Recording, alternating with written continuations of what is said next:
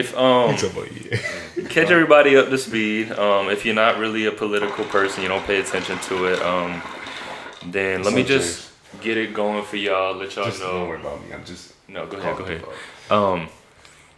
Let me just give you the rundown. If you weren't paying attention for the past couple months as to what's going on, what the arguments are, what the actual politicians are saying, because I'm pretty sure you got a pretty good rundown of what everybody's saying on Twitter and Facebook and all of that. And it's probably a lot of nonsense. But what is going on legally in these courts, in the House, is, all right, so we're going to date this back to, I guess, the election. There was an election on November 3rd where a lot of Republicans, as well as Donald Trump, felt as if there was election fraud and there was irregularities going on in the election process that helped Joe Biden win more votes than Donald Trump in very key areas that decided the election. Those states: Wisconsin, Michigan, Pennsylvania, Georgia, and Arizona. I think that's it. 6 of them, yeah. And so for the past couple months, what we've been dealing with is we've been having certain civil courts, as well as Trump's team, and as well as one big one, which was Texas, who decided that they were going to file a suit with the Supreme Court to do audits and investigations and bring in the FBI and whatnot to look at the machines, look at the balloting process, track certain things like the chain of custody. You know, where did these mail-in ballots come from? Where did they go? Who drove them where? And these people were asking for just to look at everything. And, you know, obviously the intent was to overturn the election because, I mean, if it favors your side, you're not gonna try to push for some sort of overturning or auditing if it happened in your favor. So a lot of the Republicans in the country have been speaking up about it because they feel like it was a fraudulent election. And then what we get is a lot of these judges, the Supreme Court involved. They all threw out every case that we've had so far. They've thrown it all out on standing. They've said you can't, you filed too late, there's insufficient evidence, we don't see anything here, so boom, we're throwing it in the trash. People don't like that sort of approach. They get upset when they feel like they're not getting their day in court. And the Republican Party, well, I don't know about the whole Republican Party, but pretty much the 75 million voters who voted for Donald Trump have been boiling and getting mad over the course of these months. Donald Trump said, hey, meet us in D.C. January 6th is the day that we're going to count the electors, count the votes from the electors who are certified to vote on behalf of their state. When they vote on behalf of their state, Vice President Michael Pence's job is to count those. And if he feels like there is voter fraud, if he feels like these were illegally elected, then he is to send the dispute back to the state so that they can go over it in court and figure it out and then come back and vote accordingly to what you found out. And what we had was Michael Pence. He said, he put out a statement at the end of Donald Trump's speech this morning that said, I don't have the legal authority, I don't have the power to reject electors. So that's what he said. People got mad. There was people crying at the speech and stuff like that. There was people leaving the speech, people getting mad. So you've got this kind of just boiling pot of angry MAGAs, and then they start to object, and they're doing the little hearing, because the way it works is that when you have objecting senators who object the election, you have to hear it. We have to sit here, and Mike Pence has to hear the objections, decide what he wants to do after he hears these objections. midway through, I don't even think we started with Arizona. We got through like 4 senators. We had one objector, one non-objector, one objector, one non-objector. And I think it was like on the fifth one, he was in the middle of objecting and saying what he felt. And I guess I'll say it from my experience because we know what's going on now. Like I'm at the point in the story where we all know. So I guess I'll just say from my experience what I saw because I was watching it live stream. He didn't say niggas. He said magas. Oh, he thought I said that. I said magas. Bruh. He said niggas.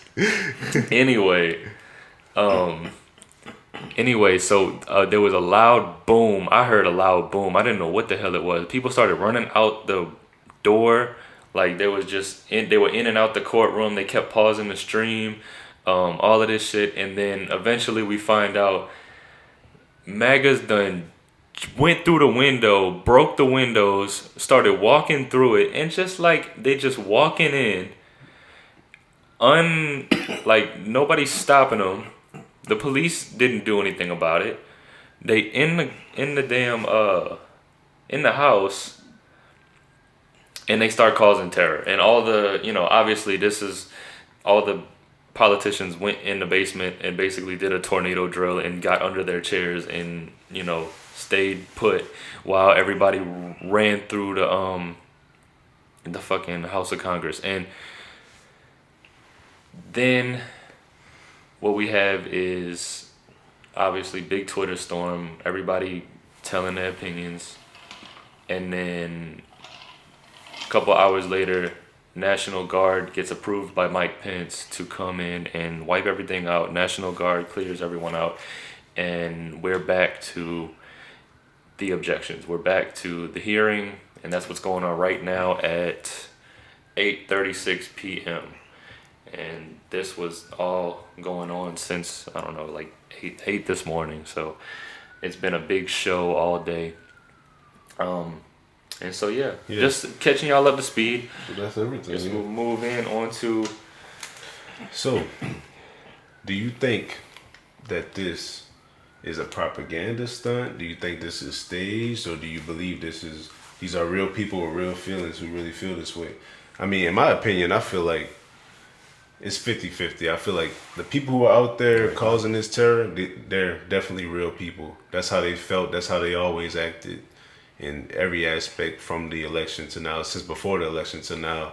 So there's no reason for me to think that they were people who infiltrated the mob, and because they've already rushed buildings before, so why would they not do the same thing?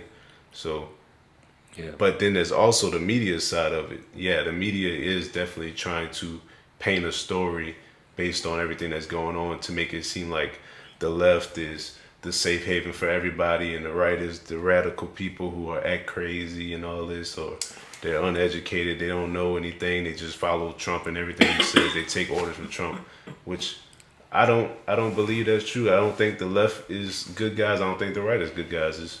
It's all politics. It's all media and how they want to, paint their story to make you act in the way that they want you to. Mm-hmm. So that's how I feel about it. No matter how you feel about wasps, if you shake the wasp nest, they're gonna come out and they're gonna try to sting you. I mean, exactly. You got a group of people, and we've seen this all year. We've had riots all year, and it's the same thing I've felt since the beginning. You're not letting people get a chance. Like when it came to like BLM, I've been saying for years, stop the police brutality, stop the racism, stop this, stop that. Things happen, people get mad, they feel like they don't have a voice, and they erupt. Just because it's happening on the other side now doesn't mean I'm gonna sit here and pretend like I don't understand. But I'm also not gonna sit here and pretend like the shit's okay. Storming buildings, destroying property, it doesn't solve anything. And really, you're hurting your own image because you know that all the media is gonna do is turn you into the villain. If you want to win, you don't look like the villain. Don't be the villain. And it was disheartening to see it. I mean, I was hoping, like, me and Elgin had this conversation last night. I was saying that this shit's gonna be a mess. I pray to God that it isn't, but I don't see a scenario in which people do not fucking go crazy over this shit. Because let's say the objectors put up a good case and Mike Pence says we can't have you. I guess we're gonna have to side with the Trump electors. And basically you got the vice president choosing to continue to be the vice president. And you know, they're having this battle about whether that's a constitutional thing or not. We've never, I think it was 1887 was the last time. It's called the Electoral Count Act. That the last time that a situation like this was brought up in court. So we haven't seen anything like this even in our grandfather's lifetimes. So nobody really knows about whether this is a constitutional thing or not. That's why I'm saying that if it were to happen, most people would think you can't fucking do that. Most people would go crazy. You can't do that. So I would expect a lot of damage coming from the left if Mike Pence were to make that decision.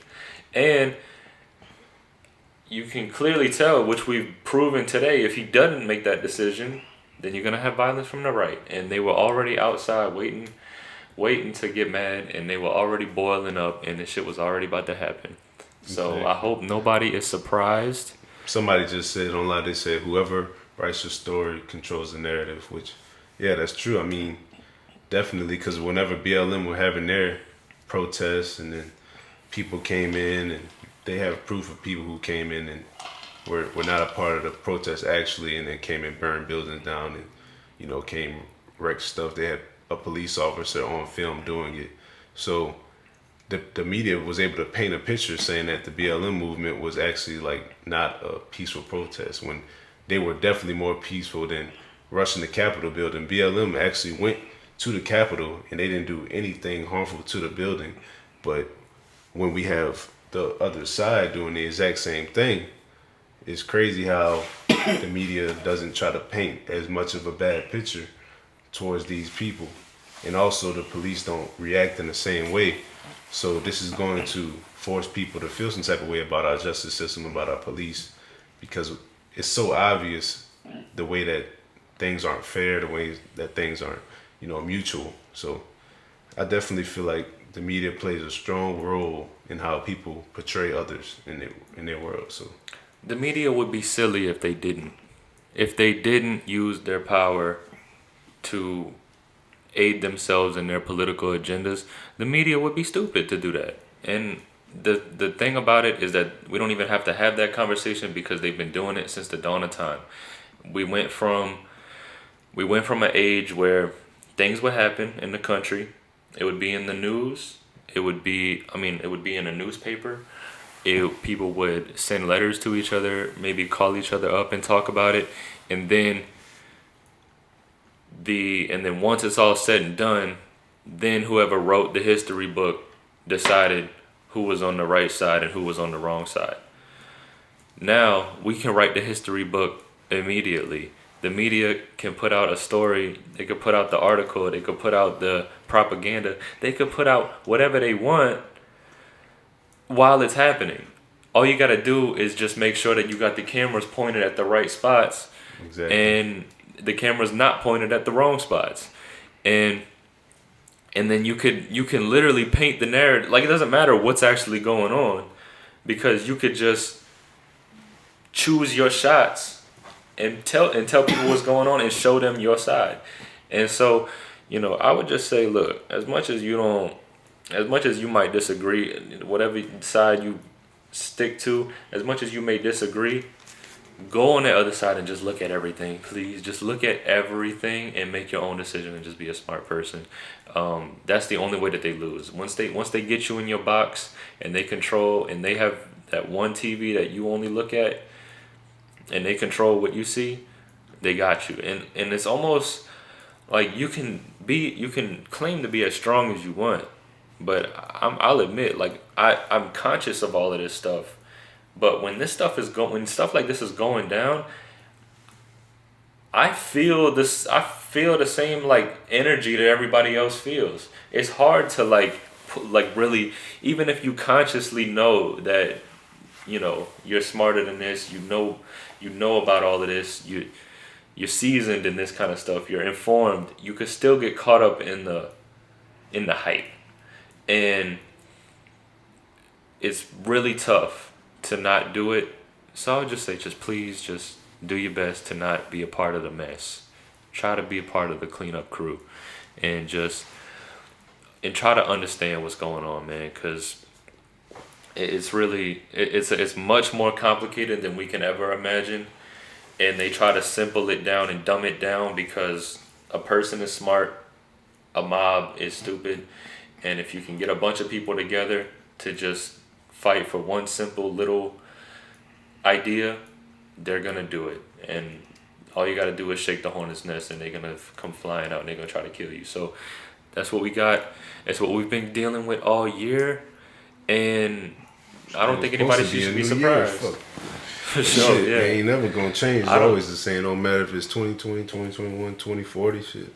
Yeah. It's always gonna be the same shit, bro. You know, so I'm thinking, like, so if there wasn't an internet and whatnot with social media, things wouldn't be as, I guess, put out there. You know what I'm saying? Like, we might not even know what was going on. Yeah, we would probably hear about none tomorrow. of this might not even happen. Mm-hmm. You know what I mean? If it wouldn't.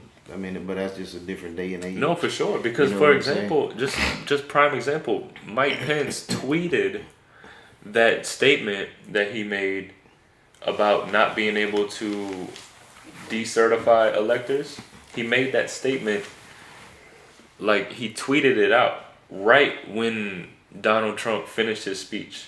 So when the people were done with the speech and they were going to move on to see what was going to happen in the House, Mike Pence literally tweeted that out. Now, that's something that's supposed to go on in the court, with the court, you know. It's like you arguing with your girlfriend and she tweet out, oh, he just fucking said that he wasn't, you know what I mean? Like, why are you throwing it out in the middle of the atmosphere for everybody to see when this is something we're supposed to deal with in court? Now, that's just 21st century for you. It used to never happen. We would have found out about what happened and all of that shit tomorrow. Right. And nobody would have, they might have stormed the Capitol, but they would have stormed it after the decision was made. Yeah. So, yeah, and they wouldn't have had the chance to come running up in there fucking dressed like barbarians. Some of that shit was wild, bro. They was at Nancy Pelosi's desk. They took her hard drive. Yeah, and they took pictures of emails. They took pictures of other federal documents. I mean, bro, and it's crazy because nobody really got arrested. It's just people out there really was just walking in the Capitol, just sitting in chairs, chilling. No tear gas, no gunshots, no nothing. It was crazy. But rest in peace to the lady that got shot in the neck. I don't think she did. I think I heard somebody say on the way here that she died. But if she died, rest in peace. They If said she didn't, getting medical attention or something, but I don't know if she died. yeah, whatever. Prayers to her, whether she's dead or just hurt. Anyway, yeah, man. I don't know. The next thing was, why was this government building not secure, and what took our military so long to respond to something like this? Why would something take this long? If it's a federal building where our senators are, why would our government not be there? On the most important day of this is probably the most important day we are to look forward to 10 years back and 10 years ahead. I mean, like, the way I look at it, bro, whoever allowed this to happen, they obviously wanted all this to unfold because it was so apparent that this would happen. Because the day before we even got the results, they were out in front of the building. They were already protesting. Mm-hmm. So why would you not expect the day of you see the results coming in? You got 98% of the results coming in before yesterday. You see that the Democrats are leading. So why would you not protect the place where you're going to announce the winners and, certify Joe Biden as the president-elect? I don't. It just doesn't make sense to me. And then you have your president saying, "Yes, go out there and fight. We are not conceding. We are not taking defeat." Like, what kind of leadership is that? Like, you're supposed to have a a clean transfer of power. Okay, you were the president for 4 years. You lost the election. You have no evidence. It's okay for people to object. They're allowed to. That's your right. But if you have no evidence to present, there's no case. That's how law works. When you go to a court, you have to have evidence. You can't just have speculations. I can walk in here and say, "Oh, I think this random guy right here just robbed my house." But if you have no evidence of this guy doing that, they don't have to listen to you. Like, you are not entitled to a fair trial if you have no evidence to back you up. So I don't understand why, if we're gonna say that we're a democracy and we're gonna follow our laws and we're gonna do our systems how we want to, we have to abide by that. We have to, be fine with losing if you lost in a fair way. Don't just bring up BS trying to, just because you didn't get your way. Okay, you lost. That's fine. But yeah.